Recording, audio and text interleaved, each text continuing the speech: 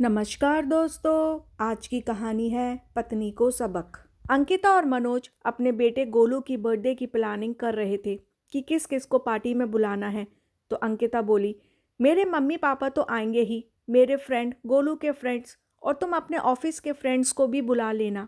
तो मनोज बोला, अंकिता, मैं सोच रहा हूँ हमारे बेटे का चौथा जन्मदिन है, इतनी धूमधाम से मना रहे हैं। गाँव में माँ को भी फ़ोन कर देता हूँ, वो भी अपने पोते के जन्मदिन में शामिल हो जाएंगी। वैसे भी गांव में माँ अकेली रहती हैं, उनका मन नहीं लगता। जब देखो तब अपने पोते से फ़ोन पर बात करने के लिए कहती रहती हैं, लेकिन हम ज़्यादा बात नहीं करा पाते हैं। आज जब बेटे का जन्मदिन इतनी धूमधाम से मना रहे हैं तो माँ को फ़ोन करना बनता है। मनोज की बात सुनकर अंकिता का मुंह फूल जाता है कि गांव से माँ जी को बुलाने की क्या ज़रूरत है। हम गोलू की बात माँ जी से फ़ोन पर करा देंगे। कैसी बातें कर रही हो अंकिता, जब हम सबको बेटे के जन्मदिन की पार्टी में बुला रहे हैं तो क्या अपनी माँ को नहीं बुलाऊंगा। मनोज अंकिता की बात नहीं सुनता है और गांव में अपनी माँ सावित्री जी को फ़ोन कर देता है। बेटे का फ़ोन देखकर खुशी खुशी सावित्री जी फ़ोन उठाते हुए कहती हैं, बेटा तू कैसा है, बहुत दिनों बाद याद किया, कब से तेरे फ़ोन का इंतज़ार कर रही थी। कल मैंने फ़ोन भी किया था लेकिन बहू ने फ़ोन उठाया था, कह रही थी कि तुम किसी काम में व्यस्त हो इसलिए बात नहीं कर सकते। अच्छा माँ, तुमने फ़ोन किया था, मुझे तो पता ही नहीं चला और ना ही अंकिता ने मुझे बताया। सावित्री जी बात समझ गई कि बहू बताना भूल गई होगी। बेटा 2 दिन बाद पोते का जन्मदिन आ रहा है, एक बार जन्मदिन गांव में आकर मेरे पास भी मना लो। मुझे भी धूमधाम से अपने पोते के जन्मदिन को मनाने का शौक है। मेरे पड़ोस में तिवारी जी की पत्नी ने अपने पोते का जन्मदिन बड़े ही धूमधाम से मनाया था, सबको बुलाया था। मेरा भी मन करता है ये सब करने का। अंकिता और मनोज के पास ही खड़ी थी। सावित्री जी की बातें सुन लेती है और कहती है, हाँ हाँ, गांव में रखा क्या है, जन्मदिन बनाने के लिए मोहल्ले के 4 औरतों को बुलाकर ढोलकी बजा लोगी और टीका कर दोगी, हो गया जन्मदिन। तुम क्या जानो आजकल बच्चे के जन्मदिन कैसे मनाए जाते हैं। मनोज नाराज होते हुए कहता है, माँ मुझसे बात कर रही हैं, तुमसे नहीं, तो तुम्हें बीच में बात करने की जरूरत नहीं है। माँ, मैं ये कह रहा था कि इस बार मैं गोलू का जन्मदिन इधर ही मना रहा हूँ और आपको बुलाने के लिए ही फ़ोन किया था। आगे कभी मौका मिला तो गोलू का जन्मदिन आपके पास गांव में ज़रूर मनाऊंगा और आप अपनी ये इच्छा भी पूरी कर लेना। अच्छा बेटा, जन्मदिन मना रहा है, ये तो बहुत अच्छी बात है। माँ, मैं जन्मदिन की तैयारी करने के लिए 4 दिनों की छुट्टी ली है। कल सुबह के टाइम आपको लेने के लिए आऊँगा, तैयार रहना। हमारे शहर से गांव 3 घंटे के रास्ते पर ही है।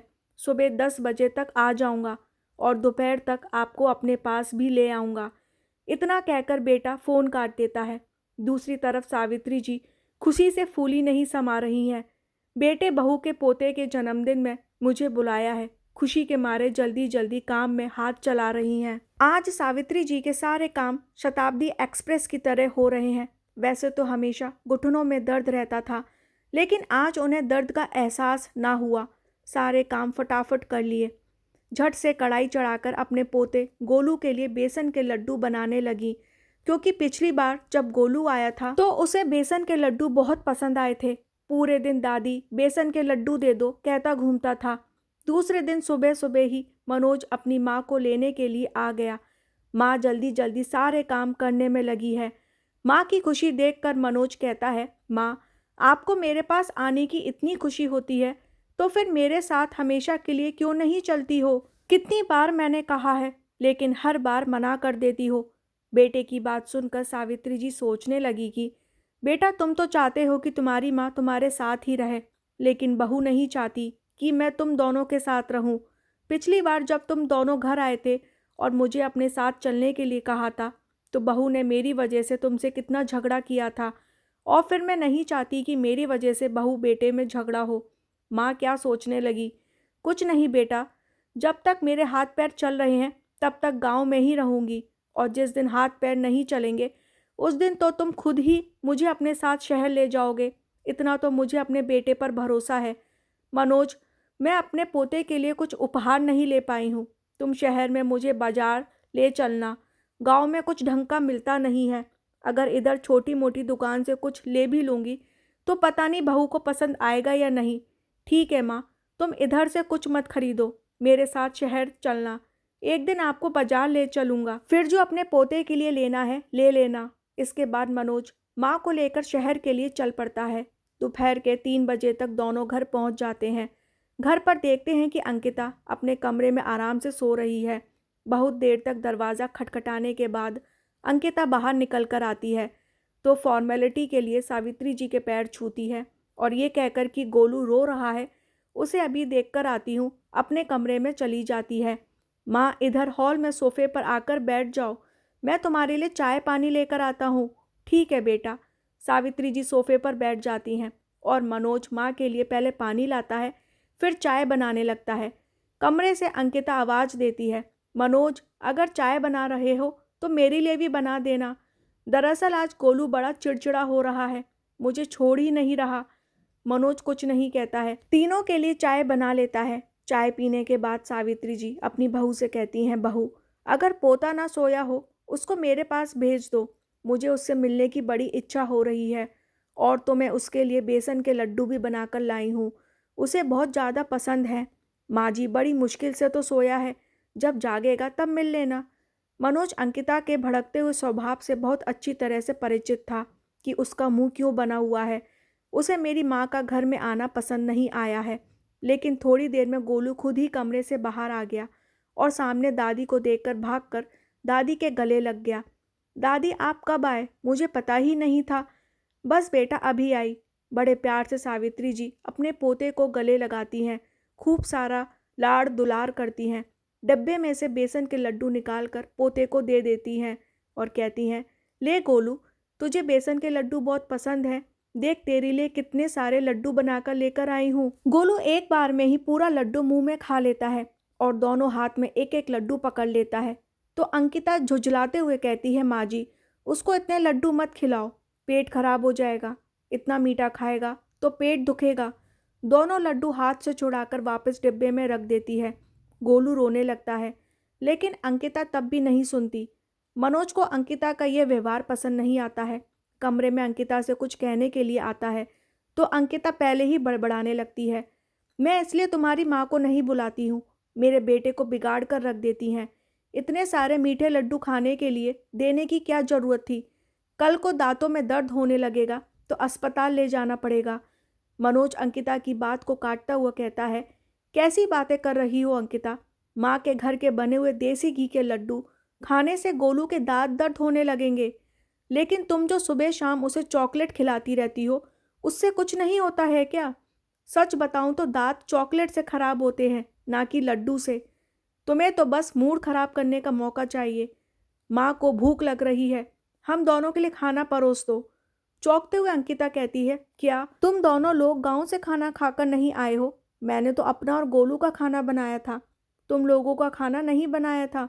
मुझे लगा तुम दोनों गांव से खाकर आओगे। ये तो तुम्हें समझना चाहिए कि माँ को गांव से मैं 12 बजे लेकर निकला था। अगर माँ खाना बनाने लगी तो हमें आते आते रात हो जाती। तुम्हारे आलस की भी हद होती है, जरा सी भी कॉमन सेंस नहीं है कि जब हम लोग गांव से आएंगे तो खाना खाएंगे ही। सिर्फ अपने आलस की वजह से तुमने खाना नहीं बनाया। ये बात सुनते ही अंकिता भड़क जाती है। हाँ हाँ, अब तो तुम्हारी माँ आ गई है तो अब तुम मुझसे रोज ही किसी न किसी बात को लेकर झगड़ा करोगे। बहू की आवाज़ सुनकर सावित्री आवाज़ देते हुए कहती हैं, अरे बेटा मुझे भूख नहीं है, वैसे भी मेरा पेट 2 दिन से ठीक नहीं था, मैं खाना नहीं खाऊंगी। सुबह नाश्ता भी बहुत भारी कर लिया था, थोड़ा बहुत बेसन का लड्डू खा लूँगी और पानी पी लूँगी। अब सीधा रात को ही खाना खाऊंगी। कहीं बहू बेटे में बात न बढ़ जाए, इसलिए सावित्री जी खाना खाने से इनकार कर देती हैं। दूसरे दिन अंकिता मनोज से कहती है कि आज मुझे बाजार ले चलो, कुछ शॉपिंग करनी है। मनोज खुशी खुशी कहता है, ठीक है। अंकिता तैयार हो जाओ, वैसे भी हफ्ते भर से ऑफिस में बहुत ज़्यादा व्यस्त था तो जन्मदिन की कुछ भी तैयारी नहीं हो पाई है। हालांकि सबको इनवाइट तो कर दिया है, लेकिन हमारी तैयारी अभी अधूरी है। हमने जो होटल पार्टी के लिए बुक किया था, एक बार उसका मेन्यू भी डिसाइड कराएंगे और तुम्हें जो भी शॉपिंग करनी है कर लेना। माँ जी, मैंने सुबह नाश्ता तो बना लिया था, दोपहर का खाना तुम बना लेना। मेरा तो पूरा दिन आज शॉपिंग में ही निकल जाएगा। ठीक है बहू, तुम चिंता मत करो, जाओ आराम से अपनी तैयारी कर लो। अब तो घर पर मैं आ गई हूँ, मैं सारा संभाल लूँगी। जब बहू बेटे शॉपिंग के लिए निकलने लगते हैं, तभी सावित्री जी को याद आता है कि उन्हें भी तो अपने पोते के लिए उपहार लेना है। तो वो बेटे से कहती हैं, बेटा मुझे भी गोलू के लिए कुछ लेना था। ये सुनकर बहू तनतनाते हुए कहती है, हाँ हाँ माँ जी, तो पैसे दे दीजिए, हम बाजार से उसकी पसंद का सामान ले आएंगे। आपको हमारे साथ आने की क्या ज़रूरत है? बेटा मैंने साथ आने की बात तो कही भी नहीं है। ठीक है, वैसे भी मुझे गोलू के लिए ही गिफ्ट लेना था। अगर तुम उसके पसंद का ले आती हो तो मैं तुम्हें पैसे दे देती हूँ, इससे अच्छी और क्या बात होगी। पर माँ, तुमने तो कहा था कि तुम गोलू के लिए गिफ्ट लेने चलोगी। घर में बात ना बढ़े इसलिए सावित्री जी कहती हैं, अरे बेटा, बहू अगर अपने पसंद से ले आएगी तो और भी अच्छा रहेगा। इतना कहकर सावित्री जी बहू के हाथ में 2,000 थमा देती हैं। अगले दिन ही गोलू का जन्मदिन है। धूमधाम से गोलू के जन्मदिन की तैयारी चल रही है। पूरे आंगन में गोलू भी धमा चौकड़ी मचाते हुए घूम रहा है। कभी दादी की गोदी में बैठता है तो कभी पापा के कंधों पर चढ़ जाता है। मनोज ने अपने ऑफिस के सभी लोगों को बुलाया है। सारे रिश्तेदार भी आए हैं। साथ ही अंकिता के मायके से सभी लोग आए हैं। शाम होते होते सभी लोगों का आना भी शुरू हो गया। सावित्री जी हॉल जाने के लिए तैयार थी। तभी अचानक से दौड़ता हुआ गोलू आया और उनके कपड़ों पर कोल्ड ड्रिंक गिरा देता है, जिससे सावित्री जी की साड़ी चिपचिपी हो जाती है। लाइट कलर की साड़ी थी। कोल्ड ड्रिंक के दाग उसमें जगह जगह दिख रहे थे। पानी से धुलने के बाद भी वो दाग नहीं जा रहे थे। सावित्री जी बहू के पास जाती है और कहती हैं, बेटा मेरी पूरी साड़ी गंदी हो गई है। अब मेरे पास इतनी अच्छी दूसरी साड़ी भी नहीं है।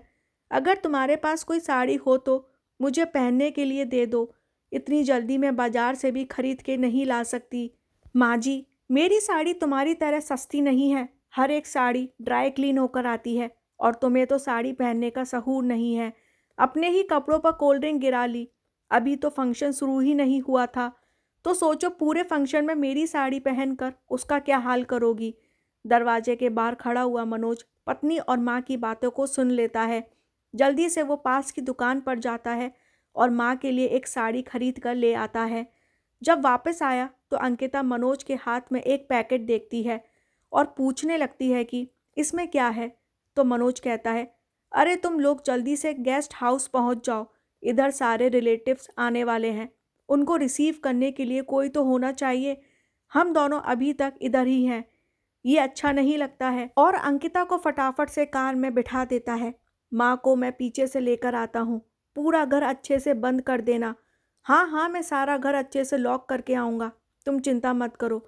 माँ का हाथ पकड़कर वो साड़ी का पैकेट थमाते हुए कहता है, माँ जल्दी से इस साड़ी को पहन लो, आपके लिए नई साड़ी लेकर के आया हूँ।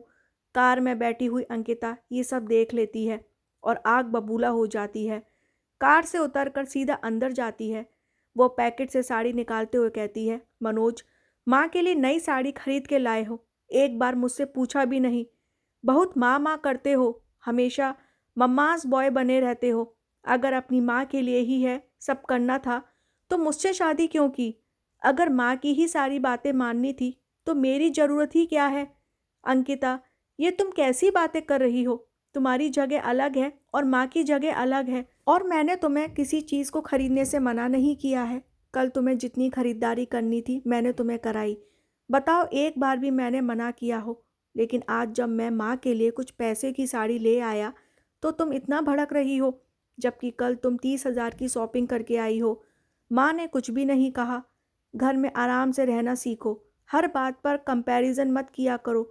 माँ माँ होती है और पत्नी पत्नी होती है, और मैं दोनों के फ़र्ज अच्छे से निभाने की कोशिश कर रहा हूँ। अगर तुम्हारे लिए कोई कमी छोड़ता हूँ तब तो मुझसे शिकायत करो। इतने अच्छे मौके पर भी बहू बेटों में फिर से बहस होने लगी। ये देखकर सावित्री जी को बहुत बुरा लगता है और साड़ी को दूसरी तरफ रखते हुए कहती हैं, बेटा मेरी ये साड़ी सूख गई है, अब मुझे इसे पहनने में कोई समस्या नहीं, तुम ये साड़ी बहू को दे दो। नहीं माँ, ये साड़ी मैं तुम्हारे लिए लाया हूँ और तुम ही इसे पहनोगी। इतने पैसे कमाता हूँ तो क्या एक साड़ी खरीदने के लिए भी मुझे अपनी पत्नी से पूछना पड़ेगा? जबकि पत्नी को लाखों की शॉपिंग कराता हूँ तो आप कुछ नहीं कहती हो। ये बात अंकिता को समझनी होगी। मैं खुशी खुशी उसकी सारी फरमाइशें पूरी करता हूँ, ये उसे नहीं दिखाई देता। माँ के लिए एक साड़ी खरीद लाया तो उसे खटक गया। अंकिता को अपने स्वभाव में बदलाव लाना पड़ेगा। उसका ये नेचर मुझे बिल्कुल पसंद नहीं आता है। सावित्री जी जैसे तैसे बात को शांत करती हैं, बहू को गेस्ट हाउस भेज देती हैं और बेटे को भी शांत कराती हैं।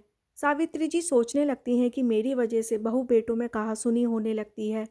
पोते का जन्मदिन होते ही वो वापस गाँव चली जाएंगी, अब नहीं रुकेंगी।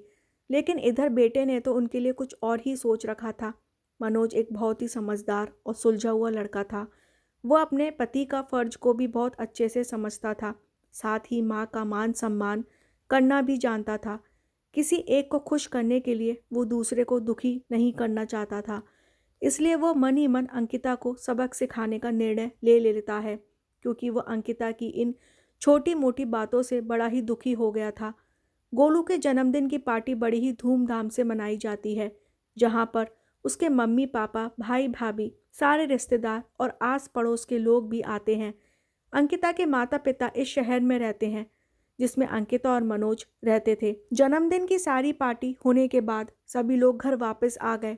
अंकिता पूरी पार्टी में अपनी सासू माँ से मुंह फुला रही। ना तो उसने ठीक से बात की, ना ही खाने पीने के लिए पूछा।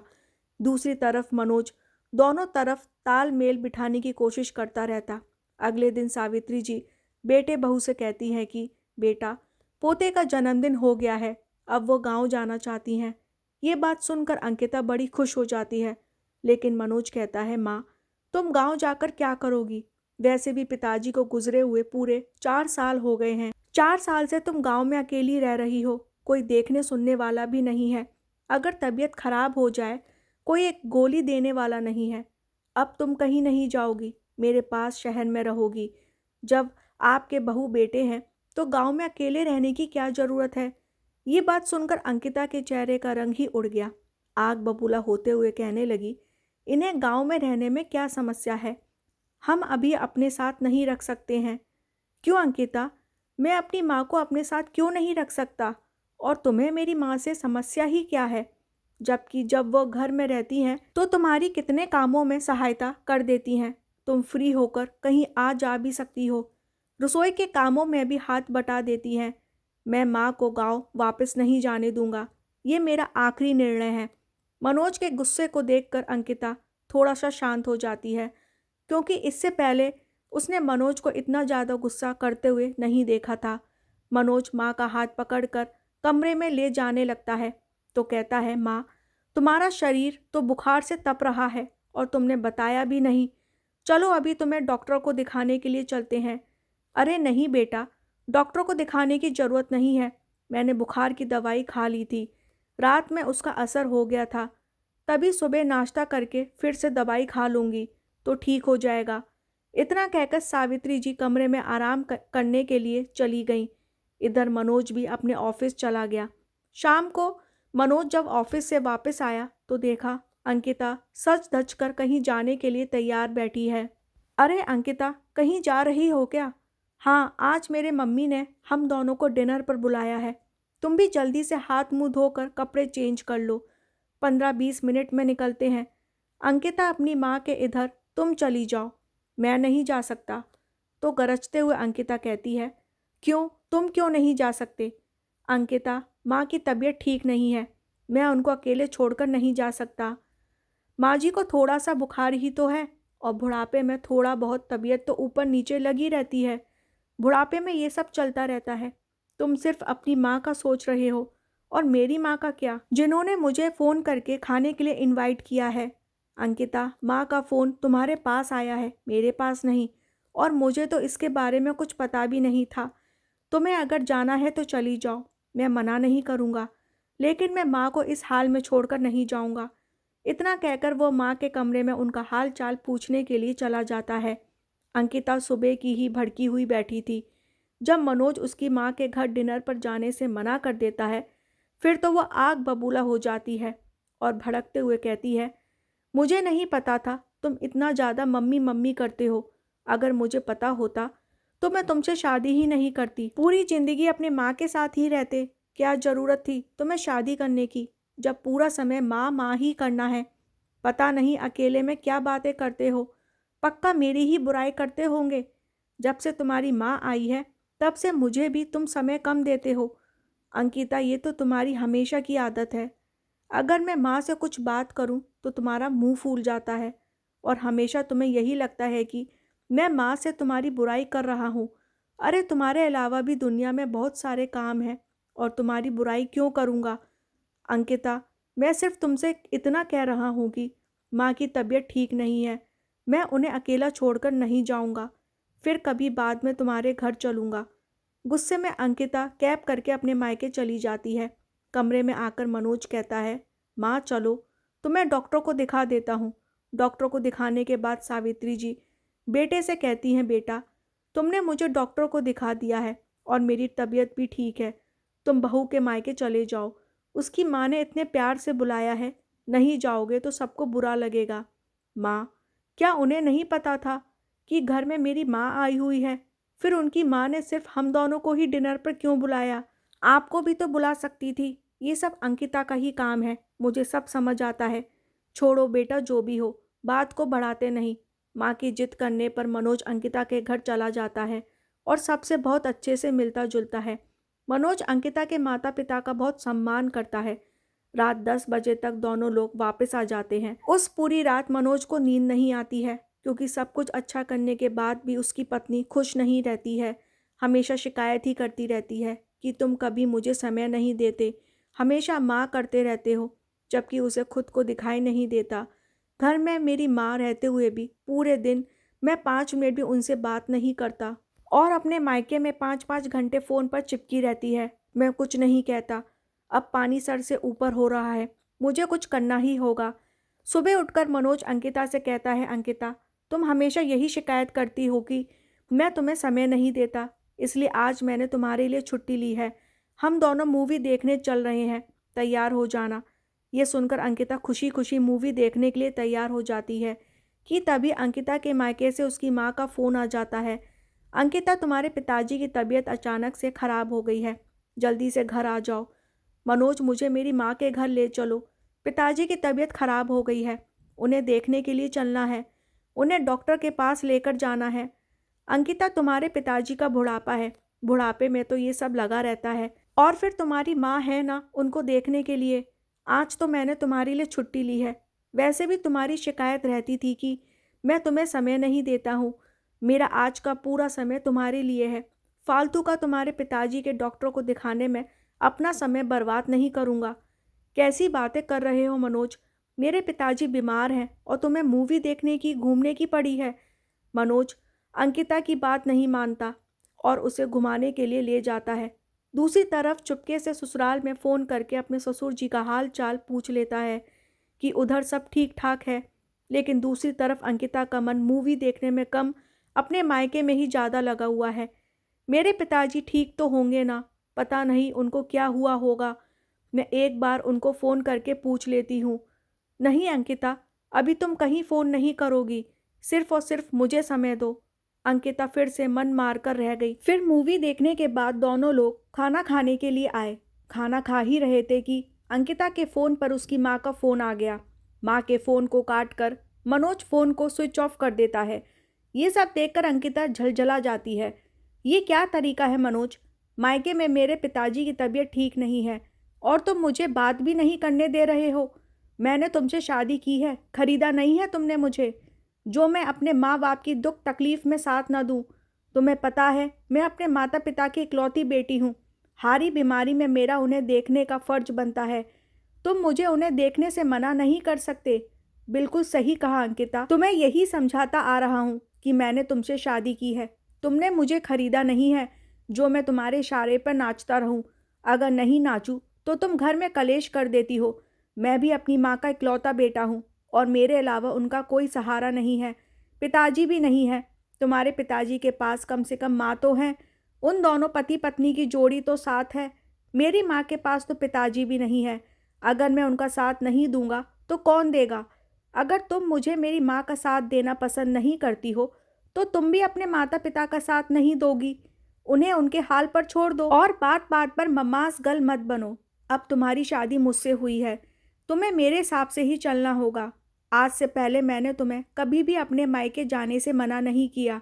जब तुम्हारा मन करता था चली जाती थी, लेकिन तुम्हें अपने लिए सारी स्वतंत्रता चाहिए। मेरे ऊपर ही सारी चीज़ों के बंधन लगाई हो, तो ये नहीं चलेगा। तुम्हारी माँ माँ है और मेरी माँ पराई हो गई। इतना भेदभाव मुझसे बर्दाश्त नहीं होता है। जब तुम मेरी माँ की सेवा नहीं कर सकती हो, उनका साथ अच्छा व्यवहार नहीं कर सकती हो, तो मैं भी तुम्हारे माता पिता का साथ नहीं दूंगा। ये तो तुम खुद को बदलने की कोशिश करो या फिर अपना सामान पैक करके हमेशा के लिए मायके ही चली जाओ। मनोज के ऐसे रूप को देखकर अंकिता दंग रह गई। थोड़े समय के लिए तो उसकी बोलती ही बंद हो गई। सोचने लगी, मनोज सच ही तो कह रहा है। उसकी माँ की तबीयत खराब थी, फिर भी मैं उसकी माँ को छोड़कर अपने मायके चली आई। एक बार हाथ पकड़कर भी नहीं देखा कि तुम्हारी तबीयत कैसी है। जब मेरे मायके में किसी की तबीयत खराब होती है तो मैं भाग कर जाती हूँ और उम्मीद करती हूँ कि मनोज भी मेरे माता पिता की पूरी सेवा करे। रेस्टोरेंट की टेबल पर पूरा खाना रखा हुआ है, लेकिन आज अंकिता के खाने का मन नहीं कर रहा। आंखों से आंसू बहने लगे। चेहरे से ऐसा लग रहा कि ये आंसू आज पश्चाताप के आंसू थे। मनोज से हाथ जोड़कर कहती है, मनोज, मुझसे बहुत बड़ी गलती हो गई जो मैंने तुम्हारी माँ और अपनी माँ में इतना भेदभाव किया। लेकिन आज तुमने मेरी आंखें खोल दी। आज तक मैंने जो भी माँ के साथ व्यवहार किया है वो गलत था। मुझे माफ़ कर दो। बहुत देर तक अंकिता रोती रहती है। मनोज जब अंकिता को ऐसे रोते हुए देखता है तो वो एक टिश्यू उठाकर गालों पर फेरते हुए आंसुओं को साफ करता है और अंकिता को माफ़ कर देता है। कहता है, चलो अंकिता, जल्दी से खाना ख़त्म करो, फिर तुम्हारे मायके चलते हैं। पिताजी को अच्छे से डॉक्टर को भी दिखाना है। ये सुनकर अंकिता फटाफट से खाना ख़त्म करती है और अपने मायके के लिए निकल जाती है। मायके में देखती है कि मनोज कितने प्यार से उसके पिताजी का हाथ पकड़कर डॉक्टर के पास ले जा रहा है, उनकी पूरी देखभाल कर रहा है। कभी दवाई लेने के लिए भागता है तो कभी पिताजी के सिर को दबाता है। ये सब देखकर फिर से अंकिता की आंखों में आंसू आ गए कि मैं कितनी पागल थी, कितना भेदभाव करती थी। मनोज ने कभी भी मेरे माँ बाप के साथ भेदभाव नहीं किया, हमेशा मुझे भी खुश रखने की कोशिश की है, लेकिन मैं ही उसे समझने में देरी कर दी। थोड़ी देर में अंकिता मनोज से कहती है, अब पिताजी ठीक है, चलो हम घर चलते हैं। अंकिता, अगर तुम अपने माता पिता के पास रुकना चाहती हो तो रुक जाओ, मैं माँ के पास अकेला ही चला जाऊँगा। नहीं मनोज, पिताजी की तबीयत अब ठीक है और उनके साथ माँ है, मैं तुम्हारे साथ घर चलूँगी। रास्ते में एक फल का ठेला देखकर अंकिता कहती है, रुको, मैं माँ के लिए कुछ फल खरीद कर लाती हूँ, उनकी तबीयत ठीक नहीं है। ये देखकर मनोज को बड़ी खुशी होती है। जैसे ही अंकिता घर आई, सीधा सावित्री जी के कमरे में आ गई। सावित्री जी पोते को अपने साथ लेटकर उसे कहानी सुना रही थी, उसके सिर पर हाथ घुमा रही थी। ये सब देख अंकिता की आंख भर आई। बड़े ही प्यार से अंकिता कहती है, माँ जी, अब आपकी तबीयत कैसी है? आपने सुबह से कुछ नहीं खाया था, ये लो मैं आपके लिए फल लेकर आई हूँ, कुछ फल खा लो, आपको आराम मिलेगा। अपनी सास का हाथ पकड़कर उसका बुखार भी देखती है। अब तो माँ का बुखार ठीक है। बहू के बदलते हुए व्यवहार को देखकर सावित्री जी दंग हैं। बेटे की तरफ आश्चर्य से देखती हैं तो बेटा मुस्कुराता हुआ कहता है, माँ, आज से तुम्हें अपनी बहू का यही रूप देखने को मिलेगा और अब तुम मेरे पास ही रहोगी। अब मैं आपको कहीं नहीं जाने दूंगा, आप मेरे साथ इधर शहर में ही रहोगी। आपसे मुझे कितना आराम मिलता है। देखा नहीं, हम दोनों आराम से मूवी देखने चले गए और गोलू को पूरे दिन के लिए आपके पास छोड़ गए। कितने प्यार से आपने गोलू को रखा है। और अपने किए के लिए अंकिता सावित्री जी से माफ़ी मांगती है। आज सावित्री जी अपनी बहू के बदले हुए व्यवहार को देखकर बहुत खुश हैं और वो खुशी से अपने बहू को माफ़ कर देती हैं। बेटे से पूछती हैं कि बहू को ऐसी कौन सी घुट्टी पिला दी जिससे उसका हृदय परिवर्तन हो गया। क्यों माँ, आपको बहू का बदला हुआ स्वरूप पसंद नहीं आया क्या? अरे नहीं बेटा, मैं तो हमेशा से यही चाहती थी कि मेरी बहू इतनी ही समझदार हो जाए। और मुझे क्या चाहिए? बस माँ, ये समझ लो, आज मैंने उसे सच्चाई का आईना दिखा दिया है जिसमें उसे उसकी कमियां नज़र आ गईं। आज से घर में सब ठीक रहेगा। सभी लोग घर में बहुत अच्छे से रहने लगते हैं। अंकिता भी अब अपनी सास का खूब अच्छे से ख्याल रखती है। बहू बेटे भी खूब लाड़ प्यार से रहते हैं। तो दोस्तों, घर का बेटा बनना आसान काम नहीं होता है, क्योंकि शादी के बाद उसे हर एक बात नाप तोल कर बोलनी पड़ती है। कहीं माँ नाराज़ ना हो जाए या कहीं पत्नी नाराज़ ना हो जाए। और अगर घर का बेटा चाहे तो घर के माहौल को बहुत अच्छे से बनाकर रख सकता है।